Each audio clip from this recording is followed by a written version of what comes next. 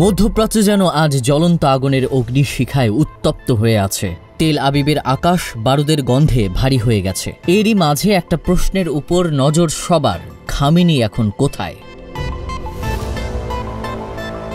বিশ্ব যখন চলমান পরিস্থিতির দিকে গভীরভাবে পর্যবেক্ষণ করছে, তখন খবর পাওয়া গেছে খামেনি বর্তমানে তেহরানের লাভিজান নামক একটি এলাকায় অবস্থিত আন্ডারগ্রাউন্ড বাংকারে অবস্থান করছেন। এই বাংকারটি বিস্ফোরণ ও পারমাণবিক হামলা প্রতিরোধক। সেখানে তার পরিবারের সদস্য এবং ঘনিষ্ঠ নিরাপত্তা সদস্যরা আছেন।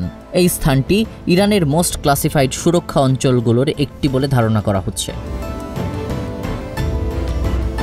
পশ্চিমা গণমাধ্যম দ্য সান বলছে, বর্তমানে তিনি মানসিক চাপে আছেন। বহু ঘনিষ্ঠ ও সেনা কমান্ডারে নিহত হওয়ার কারণে তীব্র বিষণ্ণতা ও হতাশা অনুভব করছেন। তবে ইরান সরকার এখনও সরকারিভাবে তার অসুস্থতা বা দুর্বলতার কথা স্বীকার করেনি। খামেনি ইরানের সর্বোচ্চ নেতা। যুদ্ধ, পরমাণু চুক্তি, ইসরায়েলের বিরুদ্ধে প্রতিক্রিয়া, সবকিছুতেই চূড়ান্ত সিদ্ধান্ত তার। তাই খামেনি এখন কোথায় আছেন, কিভাবে আছেন, এটা নিয়ে পুরো ইরান, মধ্যপ্রাচ্য, এমনকি বিশ্বের রাজনীতিতে বড় প্রভাব ফেলছে। রিজাউল ইসলাম রাজীব, নিউজ ফ্ল্যাশ 71।